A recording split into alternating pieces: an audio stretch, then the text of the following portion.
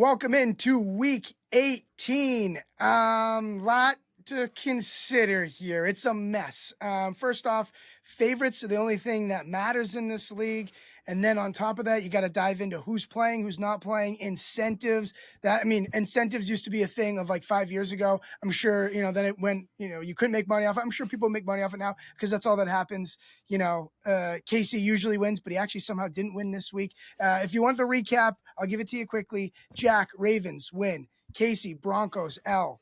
Uppy, Chargers, win. Tim, Steelers, L. Consensus sneaks into the win column. 4-13 consensus. Jack's 6-9 on the year. Nice. Casey is 10-6. Uppy is 11-7, and I am 6-10-1. And gentlemen, supposed to be excited because we get to talk ball, we get to bet. But I've had enough with this NFL season. So I guess we can, unless someone has anything to say, we can cut to the chase and start giving out some. I'm not gonna say winners. I'm not gonna say losers. I'll just call them bets. I want to say week 18, one of my favorite weeks to bet, and I think Tim can appreciate this, and Uppy probably a little bit too, but this is one of those old tricks in the book that we always used to have, which is you bet the team with no motivation. The team that has to win is obviously going to win, and they're going to cover because they're trying harder. That used to actually be a trend that favored the team that had nothing to play for. In 2025, who knows? 2024, I know that none of that shit mattered. Bet on the team that had to win, and I'm sure they would have covered by 9 touchdowns. I told Casey, Joe Burr goes Burr. Broncos, I think we're in that game the whole game. Don't matter. Lose it in overtime. Nothing matters. It's 2025, though. I'm hopeful that our tide is going to turn, that maybe underdog can cover this year. But then again, college football playoff, I think favorites are 6-1 ATS and 7-0 straight up. So who knows? Casey, I guess swing it to you. Will 2025 be the year of COVID betting, or do we have a little regression to the mean? I think COVID might be over. You saw it with Arizona State, Texas. The true COVID ending would have been ASU winning that outright, but at least we got a dog to cover a spread because it was a perfect end of the year of like, Boise definitely could have covered that game against Penn State, but obviously didn't. And they were going for the back door, and then of course it didn't get there. So everyone cashes. But 2025, Oregon and Ohio State was more of a toss-up, so I won't throw that in as a COVID situation. But we got ASU, so I think we may be out. So let's start the year by trying to bet smart. Let's not bet all the favorites and see if we can test COVID and make 2025 be the comeback. But I'll start. Well, Casey, real quick. I just want to interject quickly. What we're talking about with just the favorites and all this, just to put a little, to put some numbers to what we're talking about. Favorites since week 15, ATS 33-15. Not straight up, people. ATS. Just bet the best team. Now, I think there is an interesting conversation here, right? What is this? Why is this, right? Because yes, we can always fall back on, but the trends and the regression, but maybe there is a change in the algo, and Tim has pointed it out. He thinks this is the sportsbook's way of getting people in. You let them bet the Lions -3 every week. They cover, but then you lose money on same game parlays, on all these long shot parlays. That's a theory. I think there's definitely credence to there's a high end of the NFL this season and a low end, and maybe a tier gap that we've never quite seen before. And that tier gap even larger because the quarterback play, right? We know how valuable the quarterback is. You've got performances from Lamar, Josh Allen, Joe Burrow, Patrick Mahomes. And then on the bottom half, we're starting, Bailey Zappi just got, into the starting lineup for the Browns. That's why the spread is 18 points. Guys, it's 18 points. An NFL spread is 18. It's just stuff we've really never seen before. Yep. Favorites, how about favorites straight up since week 13? 61-16. We're not even getting the parlay killer, right? We don't even get those. I guess you could say the Giants, right? Of course, I teased the Colts, the one favorite that ends up losing. But again, enough of the before banter. I know people don't care for it. Casey, sorry to steal the show from you. Are we betting a road favorite, or again, or did Fauci show up and this thing's over? I don't know if Fauci has anything to say about it, but I think I'm gonna play it as if it's over. This isn't even. I don't think this fits into the narrative, but I have the Patriots against the backup Bills. I think the point of Bills had two Pro Bowlers. All that's been talked about why Josh Allen should be the MVP is because the team surrounding him is very weak. So if you have a starting lineup that is being carried by an MVP caliber quarterback, I think that goes to show that the team isn't very deep, and the backups may be worse than some people may think. That's on the one side of it, and then the other side of the coin is a lot of people were calling for Gerard. A lot of people are calling for Gerard Mayo's head. A lot of people were especially calling for his head when he put Drake May back in the game, risking their franchise quarterback of injury, going to show that Mayo knows that he's on the hot seat and kind of needs any competent performance late in the season to try and save his year. So he's going to throw May back out there. I took a look at the Patriots injury report. It is lengthy, but I think a lot of those people were limited participants in practice, so I'm hoping a bunch of them go. There weren't a lot of DMPs, so I think you'll get a pretty strong for what the Patriots can put out there. Yeah, I think you'll get a strong Patriots lineup with Drake May at quarterback. Mayo is coaching for his job. Who knows if that's even a good thing or a bad thing? But Drake's been good. He's shown bright spots, and I think the Bills obviously I know nothing about them. Can't even name you the backups anyways, but I'd imagine they're not that good if they only have two Pro Bowlers and then the 2 seed in the AFC. Pretty sound. I would say this, the thing about that I get caught up in this too with they're sitting guys. These are the Bills backups.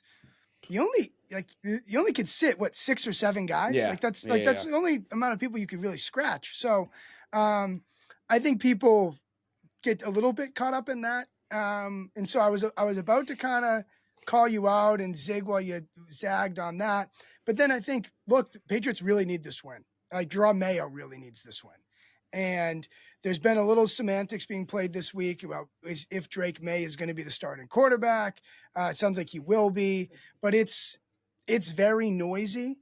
And if we're talking about a Patriots team who is basically composed of backups and a Bills team who are going to be playing some backups, one head coach really needs a win. So I don't totally hate it, but I've had enough New England Patriots for 2024 and pretty much 2025. Yeah, I mean, this is also a thing where they have the first overall pick right now, and this is going into trying like big brain situations where if we've never played football in the National Football League, which I don't believe anyone on this panel has. Uppy played 14 years. Yeah, it's hard to like a legendary JV high school player. Nice. So. It's very hard to like predict because I forget someone in the Giants game left and was like, we don't care about the first round pick. And it's like, do these players care about the first overall pick or not? But for the Patriots, at least, they have their franchise quarterback. So if they give up the first overall pick, I guess it's not as big of a blunder than people were treating the Giants for potentially losing Shadur by winning last week. I mean, that's getting very... What does Gerard Mayo care about the first round pick? He might not have a job next month. Right. No. I agree. Yeah. And so if they get jumped for the first round pick by a team that needs a quarterback, they could still be in the Travis Hunter sweepstakes. There's just a lot of. Yeah, I think that's why. Yeah. Week 18 is difficult. So I don't like the play. I don't like it. I just think there's too much going on. Like one thing I think we should totally point out, Tim, alluded to it. When you're sitting starters, yes, the quarterback is out. That's obviously accounted for in the spread. Maybe Deion Dawkins, who's a Pro Bowler, will be out. Maybe Matt Milano will be out. They'll definitely be missing some pieces. But you only have 53 active roster spots. And if you remove 22 players, you're left with 30-some players. And half of those are special teamers and kickers and such. So, yes, the depth is a drop-off. I'm sure you can make a fine argument that the Patriots starters are equivalent to Buffalo's, backups or their secondary team.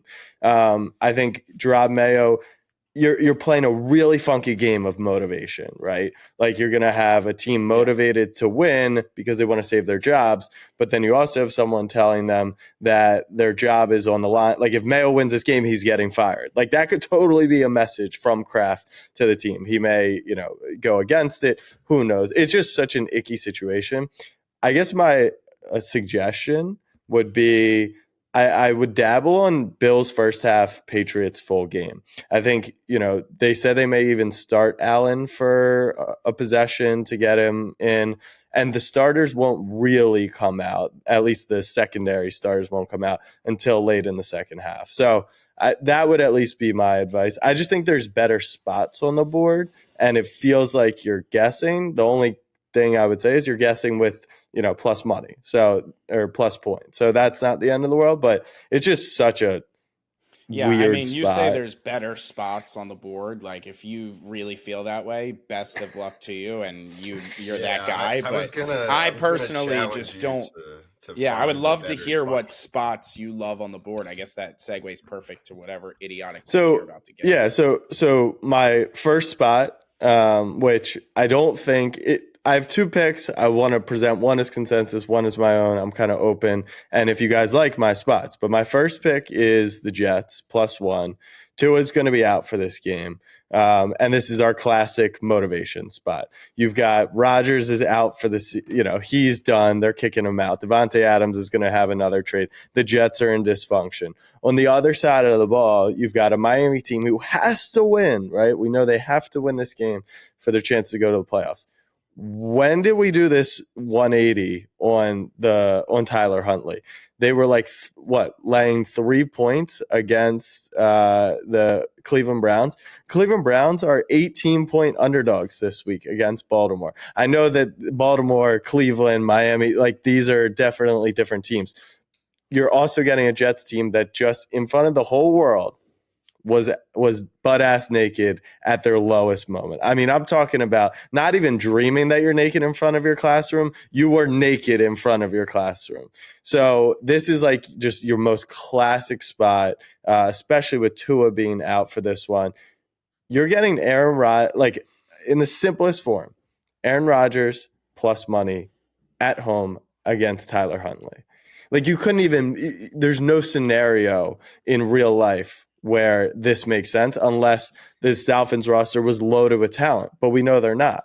So I think that's a great spot for the Jets, and you get +1. It's just a wild line to me. I don't know. This has nothing to do with the pick because, like I said, Week 18 but it is just so fitting for us to end the year with Jack with the worst record on the show, telling us he loves the spots in Week 18. And then going to the Jets as his lot. Am I wrong though? Do you guys think that handicap is wrong? You could not have given a more fitting way to end this show than doing exactly what you just did. I'm extremely that's why I wanted to make them my pick. My real pick I'll talk about after you guys give a little feedback on this handicap. But I did have to bring that full circle from the season we've had, the season from hell, and me riding the Jets all the year long. Yeah, it would be a very full circle moment, but my pushback would be you didn't present your vax status before talking about Aaron Rodgers, so it's kind of null and void. That's a good point. Yeah, I mean, I just don't. The Jets are Sauce is telling people for T. Higgins not to come to the vibes have literally never been worse. Garrett Wilson wants a trade. Their best cornerback is telling people not to come play for them. Rodgers is getting kicked out. Devontae wants to I don't know what you would want. I get it. It is the antithesis of everything you just said about Week 18, but this would never be a spot that I love. Here's the thing. The Jets have been playing meaningless football for 2 months. This isn't new. They didn't have a dream crusher. This isn't new to them. They've been doing this since freaking October. So, I mean, the thing with Miami, right? So they have an outside chance to make the playoffs. Right? They need a million things to happen. I mean, they only need one thing. What is it? Yeah, it's just Denver. They just need Denver to lose to the Chiefs, and they're in. Oh, they're in over Cincy, actually. Correct. Okay. Yeah. when I say Nonetheless, when I say a million things, I mean an underdog of plus 9.5 450. points. Yeah. So, my point about Miami is that even furthers it. They have they win, someone else loses, they get in. What team has their starting quarterback not playing? Talk about a message that you are waving the white flag. That's to me far more carries far more weight than the Jets. Like, hey, by the way, Jets are a dumpster fire. Don't bet them this week. We knew that. Okay, we knew that. So I think to me, Miami. It's if they weren't playing the Jets, I think it's making us like overlook how ugly the Miami situation can be at the same time here. So do you guys like the spot? I get the irony in the whole season, and I was very particular to not say this Jets team is good. I am definitely understanding that they're checked out, all this stuff. But if you want to play the other side of this vibes thing, what player more in the NFL is egotistical, wants to prove himself for next season, just dropped a documentary talking about how he's unfulfilled by only winning one Super Bowl, than Aaron Rodgers getting to play spoiler and showing to the world? Like, he's the guy that's in that meme with like 9 different guys with the medals, like popping champagne for knocking the Dolphins out. It's not spoiler. What will happen? No one cares. For Aaron Rodgers, it is. But it is also an audition for him. It is also an audition if they think he's out. What do you mean, no? You think Aaron? Aaron? It'll be poetic like this. It'll be poetic and like this. They're going to put it together for like the first time on the last week. Of course. Like, what could have been? 100%. Yeah, right? That's the most Jets thing that could ever happen. This is the most Toronto Maple Leafs thing, the most Jets thing. Like when it just like this would be like they could win 35-6, and then it's like, I don't know. Do we run this back? Then they pay Garrett Wilson. Then Sauce gets an off season. Then, like, you guys act like you've never watched this sport before. I actually feel like I'm missing something with Miami. I don't get how this is the line. Because Tua's not confirmed yet. I think that's okay. All right. Well, I'm not falling into it, but in the name of the line, Huntley did play extremely well against a Cleveland defense that was almost entirely healthy. Don't care. I'm just saying, like, I don't care either. I'm just saying that may be a reason. If this isn't Jack's pick or the consensus, it'll be mine. So yeah. Okay. All right. All right. No. Hold on. I need to give my second pick. 2 picks? My second pick is because the one spot on the board of a game of importance is this game. It's Sunday Night Football. I love Minnesota +3 in this game. We just watched the Lions against San Francisco. Their defense just cannot stop a nosebleed. And, I had Darnold comeback player of the year. I was high on the Vikings. I was not this high. I've gone on record and said I was definitely not this high. We have to accept what this team is now. They're a really fucking good football team. They're getting 3 points. The offense can score with the best of them. The defense can at least be better than Detroit. You're in a dome. You're getting a field goal. I think Minnesota's winning this game outright. It's 2025. I'm hoping things have changed. I'm sure Detroit wins this game by 4 points or 6 points in overtime because that's how it goes. But I really do think Minnesota wins in Detroit. Don't think home field's going to play a difference here. Don't think anything really besides I think Minnesota is the better team at this point in the season. I couldn't agree more. I think this game should be pick'em. Yeah, I completely agree, which is probably a terrible sign. Yeah, I like Minnesota. Make it the consensus. Oh, shit. This Minnesota Vikings +3 is going to literally set the tone for us for the next 363 days. And I'm just praying it's a good tone because, like, it's just such the spot. Like, there's no way Detroit should be favored by 3 points in this game. Like, there's no home field advantage here. Why is there no home field advantage? I just feel like Ford is one of the loudest stadiums in the NFL. Is loud, and I'll go to swing it to Tim here. Is loud outside of maybe Seattle a big deal when we're talking about, like, normally home field case comes from a non-divisional, a travel spot, an outdoors, a wind, like other factors. I don't think noise is that first kind of degree.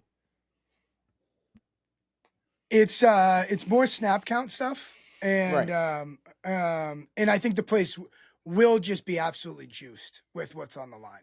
Agreed. So I would give Detroit a point of home field here.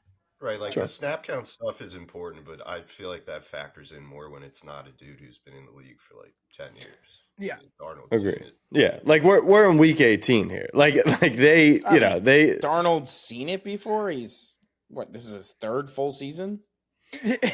you're come on, like let's not be ridiculous. Behind Josh McCown, who has seen it all before, so by comparison, no. I mean, I like the Vikings. Two dome I just teams, think still Ford in a Field dome. is Right. Like, they have a pretty good. They have a pretty good crowd. I would say they're second behind. I would say they're the loudest outside of Arrowhead currently in the NFL. Ford Field is. Yeah. I haven't been, but I've heard Minnesota is. I know Minnesota. Yeah, Minnesota's loud. It's probably all right. Anyways. Anyway. All right, so we got our consensus. I got Jets and a consensus. It's a 2-0 2025, boys. Who's up next? God damn it. Yeah, I mean, hopefully we'll be back on 2025 if everyone bets week 18 wrong, the incentives don't hit, and then everyone chases their money Sunday Night Football with the Lions as a short money line. I have a little bone to pick with this incentive nonsense where it's please. Geno Smith needs 185 yards. The fucking line is 244. Like, this isn't actionable advice. How are you going to bet Geno to No, but some of the other ones are actionable. No. All right. I got Henry anytime touchdown stuff. I gotta give like a full spiel on this. Someone did. My friend, and this is. It's obviously not a foolproof plan, but it's coming from someone, the prototypical public like idiot better, where he sees a TikTok and he's in. So I wonder who that is. I'm looking. Take this with a grain of salt. He was like 18.5-point favorites. If you saw the Browns injury report, almost their entire team is done. Like ideally, the Ravens are resting most guys by halftime. Derrick Henry first half. Anytime touchdown score is plus 145. I actually did not hate that. Get him his incentive in the first half. Chances are we scored 3 touchdowns in the first half. Can he get It's not about an incentive. What incentive? They have bigger playoff incentives. He gets $500K. He gets $500,000 every time they win a playoff game. He gets $1 million if he's healthy for the playoffs. Lamar wins the MVP. He gets $1 million. What does that have to do with anything? He's still playing. If he scores in the first half, it's not because Todd Monken goes, hey, my boy D-Hen, he had a good year. I think he deserves another $500,000. By the way, I don't I'm not saying this is a game we need to win the division. So we're not calling the game around getting Derrick Henry a $500K incentive. But they do know. It's been publicized, it's been talked about. They know. We've seen it on the sidelines during Wired. They talk about the fact that, hey, this guy needs this. Let's go get it. Correct, which is why. No, I think it matters when it's like a Mike Evans needs X amount of catches or touchdown. Like Baker can. But no, I disagree. I disagree. Mike Evans, they need to win this game to get into the playoffs. So let me bring you guys back. 5 years ago, I was at Action Network, and Uppy's been around for a while. Tim's been around for a while. I feel like, Casey, you're a little bit newer to this space. In the best. Here we go. In the best. Yeah, no, I get it. Like it sounds silly because all year you've been the top better, but we are also acknowledging over sample size and long term and the trends and whatever. 5 years ago, incentives were discovered as a betting angle in very particular spots, and 100% were valuable. And I think the first one ever, if I recall, was a Rob Gronkowski receptions or yards prop. There was a big game, not a big game, sorry. There was a meaningless game, and they fed him. What did he have in the first half? I want to say he had 6 or 8 catches in the first half, and then they pulled him, and they were literally trying to get him that incentive that I think was it the Bucks or was it the Patriots? I'm having a tough time recalling it because it was around 18, 19. From then, it started to pick up steam. So the next year, they started to stretch it, right? And it would be like this, where Derek needs another touchdown, but they're playing in a game where they're not really going to adjust the script. Like, it could definitely happen. To now, like you talked about, there's all these grifters who are putting out tweet threads about Mike Evans needs this amount of yards, and this player needs this, and this player needs this. Those incentives are put in place, to reward them for good play. The goal of the team is to go and win a Super Bowl and to be healthy and to accomplish those things. So Mike Evans going for 1,000 yards, he may get there because he's the best receiver on the Bucs, and they got to win a football game, and they're going to throw to their best player. But I think you're wrong. I think both can be true. Like, I think they can be up 17 points, and they're like, and what if they're not? Okay, then you're wrong. But in a game where the spread is 13 and a half. But Casey, that's my point. Is they're I don't not get your point.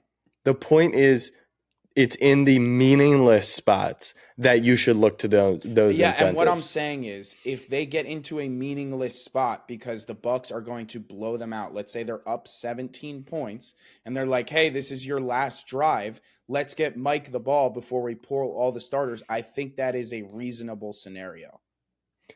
It is. And my point is there's no edge in that, because if your bet is that they're going to be up so much that they are going to pull the starters, you just bet the spread. Well, no, because there's also, I think it's a double whammy where it's like if it's close, Mike's playing the entire game. And like you said, he's the best wide receiver on their team and he's going to get the ball. This is the point, is that you're not betting that prop because of an incentive.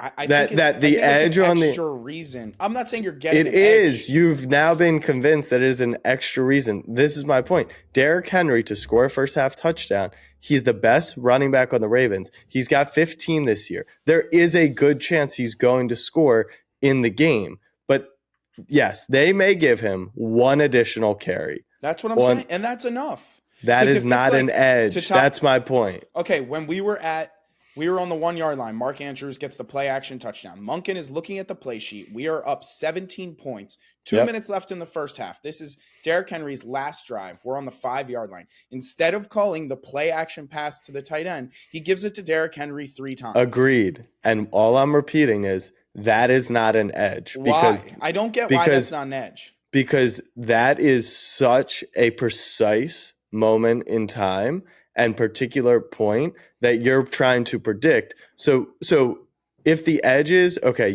so he's plus 145, right? So you give it a 42% chance that he's going to score. That makes it a 43% chance. And that's not a big enough edge for actionable betting advice, as opposed to Tom Brady and Rob Gronkowski are best friends. They're playing in a meaningless game. And internally, you've discovered through following beat reporting, through hearing word of mouth, that they're going to feed Gronk 8 targets in the first quarter to get him out of the game to get rested for the playoffs because they hate Robert Kraft. There is information out there that is valuable. And then there's information that, as you said, is TikTok information put together by grifters that has absolutely no relation. It can hit. I want to be clear. And in 2024, trust me, it fucking hit every time. All I'm saying is I think it's good for people to understand when you see these posts about incentives that it's not actually valuable information 100% of the time. That's my rant. My rant is that it's just a little bit baked in now. It's very much baked in. So that's, even when we think we have an edge, it's like they know. It used to kind of be, and player props used to be a much softer market. Yes, it's not that way anymore. And I have a new secret to the incentive betting that I don't want to give away. You have the alpha and you won't share on the show? I'm not sharing. Because it's going to get... Why'd you bring it up if you're not going to share it? That's my number That's insane behavior. It's like, hey, Uppy's about to kill himself in 2025. Like when people are like, hey, I have a huge secret, but I can't say it. Then why the fuck did you bring it up? No, it'll get this will be a thing of the past too in a year or two. But saying something like, if you really do believe Henry is going to get the rock because they want to get him a touchdown, whatever, and then they're going to take him out, you bet Henry anytime touchdown and under carries, same game parlay. So kind of a wide receiver, over yards, under receptions. He gets it one reception, he's out of the game. So that's negatively correlated, which I love to do. Yeah. A little inverse correlate. The tricky part is we talked about earlier in the show. There's not a ton of spots right now that incentive-based players are playing who don't have repercussions for the playoffs. Like it's a really funky. That's what I'm saying is like there's definitely that needle in the haystack that you know if you really put some thought together. But Derrick Henry to score, like he's minus 330. Like it's just baked in a little bit. Him to score in the first half, they're trying to win the game. There is a good chance, I'll say it again, that Derrick Henry scoring the first half is like a good thing for the Ravens because he's the one who scores for them. But I just don't know if that value is necessarily there as much. So, all right. Tim, Uppy, who are we on to? I can take it. I got a pretty fun one. We're going with the Tennessee Titans. Oh, this sounds fun. What a blast. As short home favorites. They are 2-14 ATS, which is the worst team of all time. Nice. So, if the Titans didn't exist this year, I'd be rich. If they just weren't. Me too. And I keep going back to it. I feel like we bet them week 1, and I kind of have to close it out betting them week 18. And this is more just a fade of the Texans as well. 25th in offensive DVOA. Just not a very good football team right now. And the Titans actually do have a very solid secondary. They're second in average passing yards allowed per game. I know it doesn't always look like it, but this is also a team that gets out to hot starts before. They'll lead like 10-0. They're leading after the second quarter. And this is a Texans team that is a terrible second half offense. They don't cover in the second half. Just historically bad second half team. I'm just worried about the injuries. I know they're going to play, but is there really a ton of incentive there? I feel like they're locked into the 4 with being the division winner. So, come that game, terrible spot in terms of like 1 p.m. in Nashville and, nothing to play for. Just seems like the absolute sleepiest spot. I don't know that travel, but it's probably decent. Here we go. It's decent. 2-hour flight. Less. Tennessee's down there in the middle. Nashville and Houston are pretty close. Every fucking week. I'm going to hang a map in my basement. You should. Yeah, you really should. Are we sure? Is Stroud playing? I felt like he was. I don't think he is. There's no way. If the Titans are 2.5-point favorites. I know Ryan said they're going to play, but with all these injuries they've had recently, there's absolutely no chance. And being a favorite, which, Tim mentioned at the top of the show, they're hitting like 79% straight up. So I don't think they meant favorites like this, Uppy. I don't think they meant... They meant these kind of this favorites. is a different class of favorite for sure. What do you mean? They're favorites? They can't count as favorites, Tim? Oh my God. Favorites are on a heater. So the Tennessee Titans. No, I love it. That's an Uppy special. No. It's I like the pick. It's a little funny to me that you started with like offensive passing stats. Like the handicap is as simple as, the trend, which is Houston's not playing and Tennessee is. Yeah, he's like referencing Stroud's like passing numbers. Like CJ Stroud might not even travel for Sunday's game.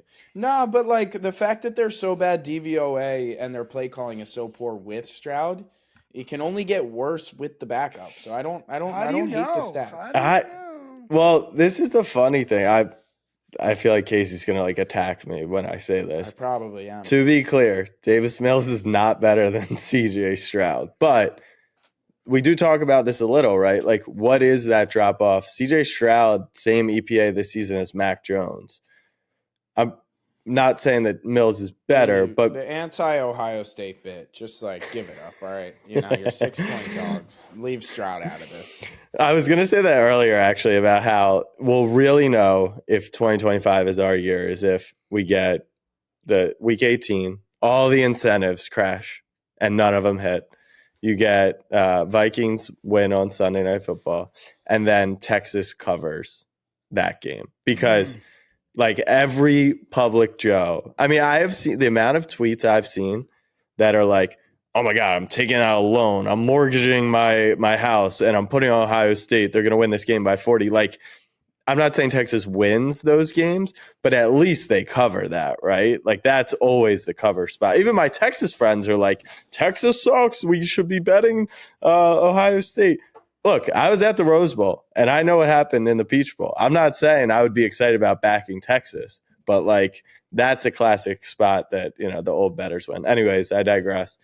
Tim, round out the start of the new year with something gross. We got Jets, Patriots, Titans. What do you got? So, you're only missing one team, Carolina Panthers.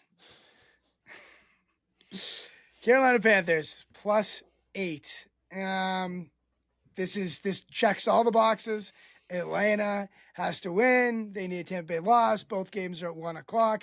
I feel like it's a very high possibility that they scoreboard watch and see Tampa Bay rolling and they get a mid-game dream crusher. Meanwhile, obviously, wasn't great last week. Bryce Young has been better this season, or at least since returning from his benching. And to me, like, I'm not going to quit the old school reasoning here. Another box that Carolina checks. They lose by 28 the previous week, and they are a dog of 4 or more this week. Traditionally, that is a 61% ATS success rate since 2003. You look at what's the stat? I have teams that have nothing to lose. I have teams that aren't playing for anything somewhere in here. While you find that, it is worth noting that Penix did just come off like a very good performance in primetime, so I think people will be excited about betting Atlanta. This was this checks from our old friend Stuckey. Since 1990, eliminated teams playing teams that need to win over the final 2 weeks of the regular season have gone 105, 69, and 4 ATS, 60%. That checks off the Saints this week. I don't think we could even go there. The Panthers as well as the Jets. So Jack, we're gonna let our old habits kill us. Whatever it is, we're saying. You said Saints was too gross. I wanted to get your opinion on that, actually. I looked at it. I agree. Just like based off what we saw in 2024, Bucks feels like we put up 1 million. They can't score, but that felt like a lot of points and such a good spot for the Saints. I mean, for sure, no Carr, right? Like, yeah. I mean, you can't play. You can't. Right. Another spot that actually applies to your trend. I'm surprised we haven't gotten any Steelers love. Feels like everyone in the world thinks Cincy is winning this game. Well, this doesn't apply because both teams are in it. But Pittsburgh doesn't need to win, right? They're locked into the playoffs. No, but the point is that it's a team that's eliminated. Versus I see. They're highly incentivized to win. I think exactly. They get Houston instead. Right.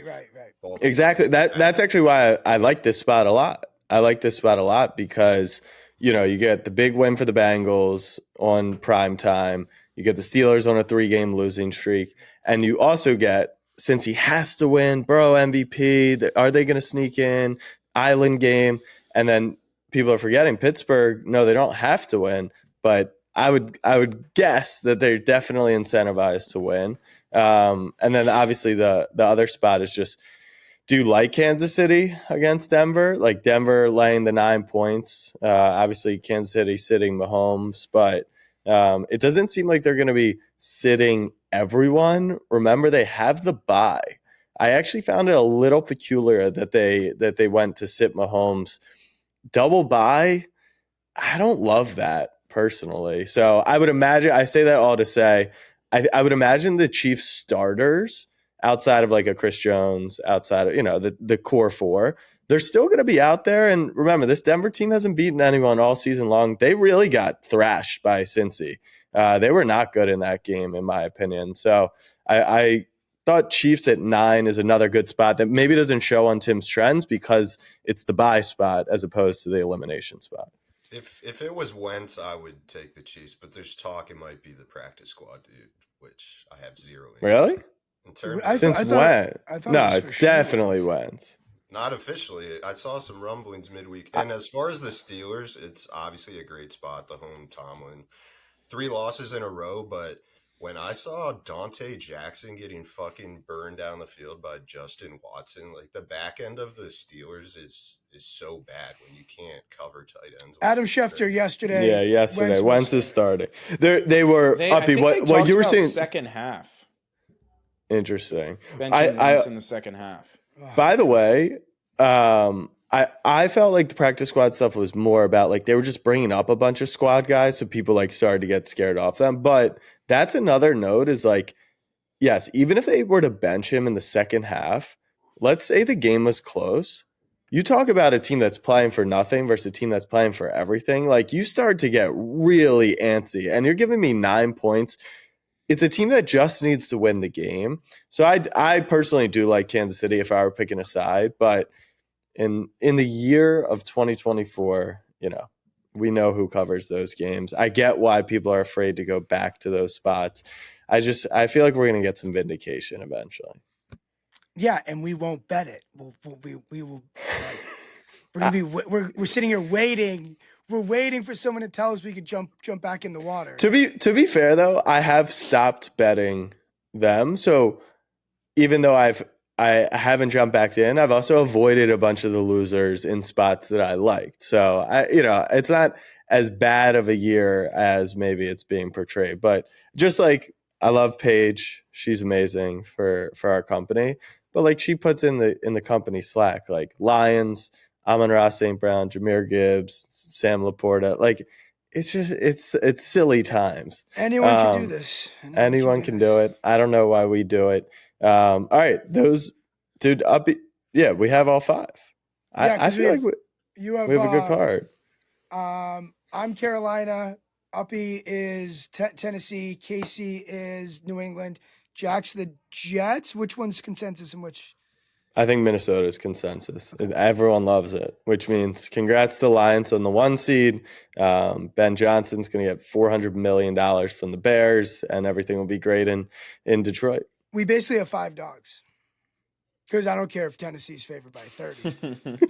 I promise you, they are underdogs to the game of football. This will be the 5-0 card when we're betting like Will Levis and Rudolph and Drake May. Wait, that would be the most vindicating thing ever. That's what we want. Yeah, we want this. We go out with a bang, and then we feel sharp again. And then I'll put all my money betting tennis. One last fact. I have a fact before we all leave that is completely unrelated to sports betting, which I saw right before we got on the show and figured everyone deserves to know this. There was a flight in Hong Kong that took off in 2025 and landed in 2024, which I thought was pretty cool. That actually is going to break Uppy's brain. Like that why would you do that to the man? You're not a time zone guy, though. I assume that was some time zone action in there. Yeah, of course it is. What do you think? Yeah. No, they just time traveled. Yeah, they went back in time, like lost. They went to the island. I just thought that was pretty cool because you do have to time it up with a flight that long, even with the time change. It is the chance of that. There had to have been some time. Had to be. There just had to be some time zones. All right, Uppy, how long is the flight from Hong Kong to LAX? That's a solid 16er. That feels right.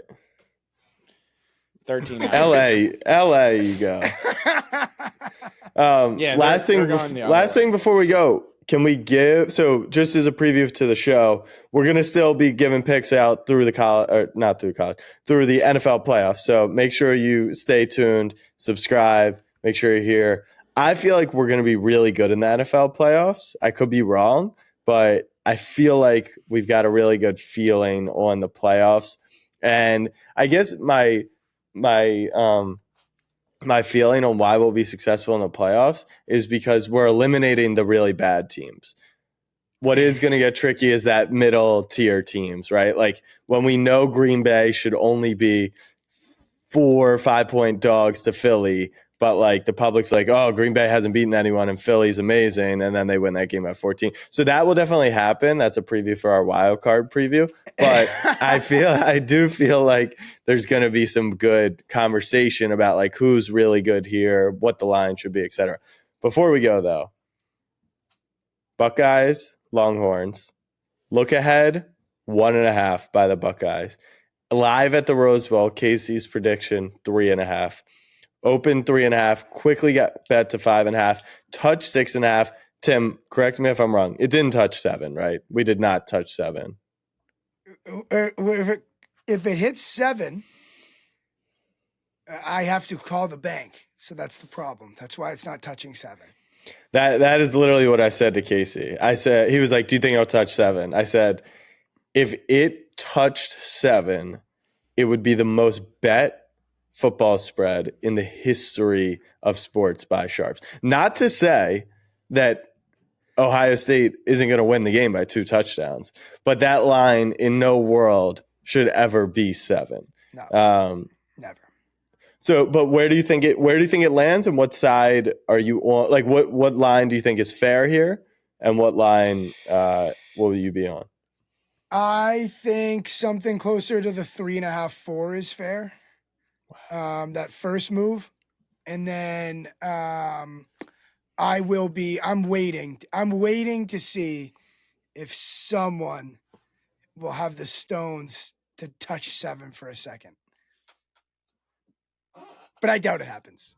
There's no way. There's just no way. Like it would actually get me giddy for sharp bettors if it touched that. But it would sit on set.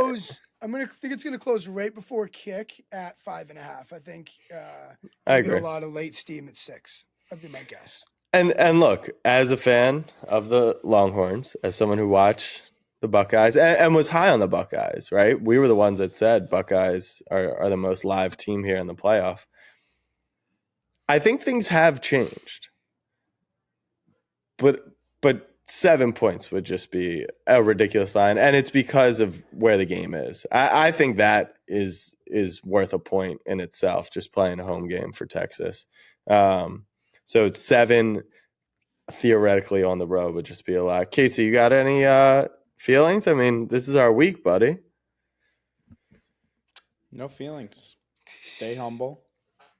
I told you what I think the line should be. The public being all over Ohio State scares me a bit. I think my financial freedom rides on an Ohio State Ravens money line parlay or teaser between the two of them. My financial freedom depends on that hitting. So I'm not worried about the spread in either game. I assume both will be close to 6. And I'll be what are better odds there, Tim? Or are they going to be the same? What are better odds? Like if I parlay Ravens money line and OSU money line, or tease both of them, similar. Money lines, Ravens laying 6. You're money lining the Ravens at 17. No. Sorry for the wild card. 6 points to the Chargers or something. If you're betting, parlay it. Okay. Yeah. So either you guys will see me out on the streets of New York because I can't pay rent, or I'll be in a penthouse. One of the two.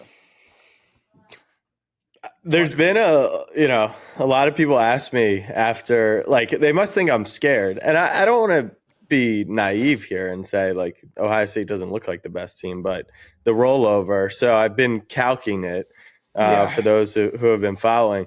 So when I was going to place the initial bet, it was 50-1 if you parlay Texas and the Ravens. Texas opened the college football playoff. Listen to this. Texas opened the college football playoff plus 340 as the favorite. Pretty much tied with Oregon. Then it started to move a little bit. Then Georgia, but the back uncertain. Plus 340. Texas is plus 350 to win the college football playoff. I'm not saying it's wrong. I'm just saying That's crazy. So now the new calculation, especially the Ravens now look like they'll have to go to Buffalo, to Kansas City. The rollover would be it would be 143 to 1. And the future bet was 50 to 1. So I feel a little bit of vindication for going with the rollover strategy. And the rollover, what's nice about it, I could pull the initial 1,000 out and just play with house money on Texas against Ohio State if I really didn't love Texas in this spot, if I wanted to bring something back. So a nice little tip to start the new year for those who are learning about, a rollover parlay versus a futures bet. Yeah, and also too, like the thing is like, okay, if Texas, it's like, oh, what are Texas' odds? Why are those their odds? Well, also if they beat Ohio State, that means they're in really good form. Like that means like the team is playing really well. So that's why I like the rollover as well for what you've been doing. Yeah. All right, peeps. Good luck in 2025. We'll see you next week. Case, I would say good luck, but hook 'em horns.